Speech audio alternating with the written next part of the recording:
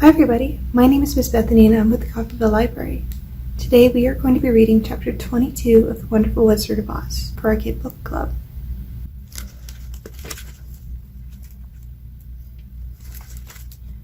Chapter 22, The Country of the Quadlings.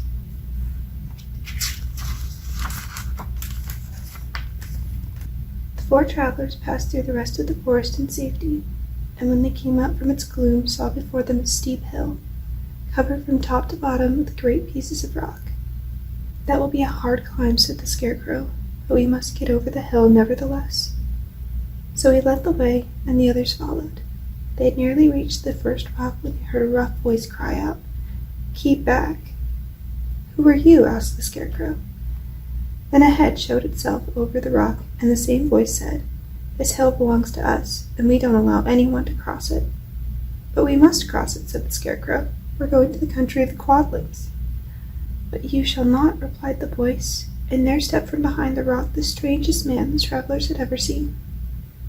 He was quite short and stout and had a big head, which was flat at the top and supported by a thick neck full of wrinkles. But he had no arms at all, and seeing this the Scarecrow did not fear that so helpless a creature could prevent them from climbing the hill. So he said, "I'm sorry not to do as you wish. We must pass over your hill whether you like it or not," and he walked boldly forward.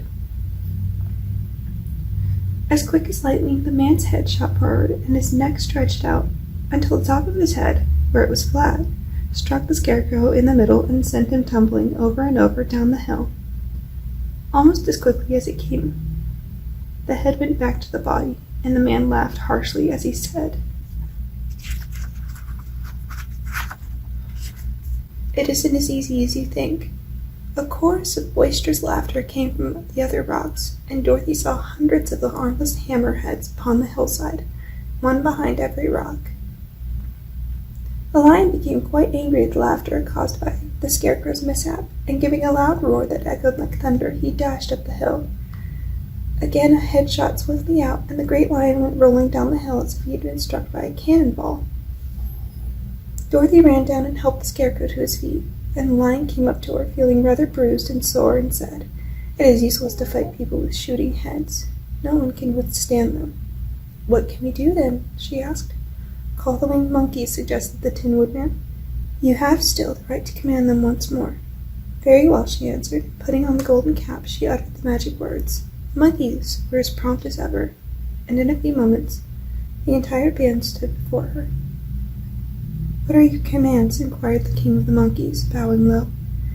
"Carry us over the hill to the country of the Quadlings," answered the girl. "It shall be done," said the king, and at once the winged monkeys caught the four travelers and Toto up in their arms and flew away with them. As they passed over the hill, the hammerheads yelled with vexation and shot their heads high in the air, but they could not reach the winged monkeys, which carried Dorothy and her comrades safely over the hill and set them down in the beautiful country of the Quadlings. "This is the last time you can summon us," said the leader to Dorothy, "so goodbye and good luck to you." "Goodbye, and thank you very much," returned the girl, and the monkeys rose into the air and were out of sight in a twinkling. The country of the Quadlings seemed rich and happy. There was field upon field of ripening grain, with well-paved roads running between, and pretty rippling brooks with strong bridges across them. The fences and houses and bridges were all painted bright red, just as they had been painted yellow in the country of the Winkies and blue in the country of the Munchkins. The Quadlings themselves, who were short and fat and looked chubby and good-natured, were dressed all in red, which showed bright against the green grass and the yellowing grain. The monkeys had set them down near a farmhouse, and the four travelers walked up to it and knocked at the door.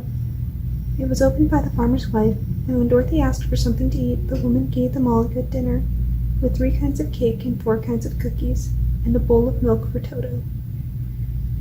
"How far is it to the castle of Glinda?" asked the child. "It is not a great way," answered the farmer's wife.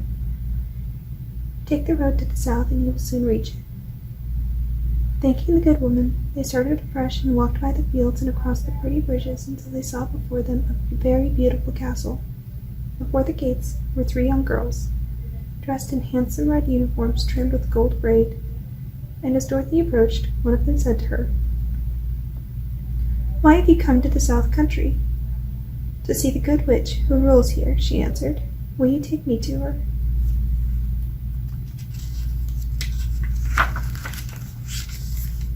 Let me have your name, and I will ask Glinda if she will receive you. They told her who they were, and the girl soldier went into the castle. After a few moments, she came back to say that Dorothy and the others were to be admitted at once. Alrighty, that is the end of chapter 22. Thank you so much for watching and have a great day. Bye.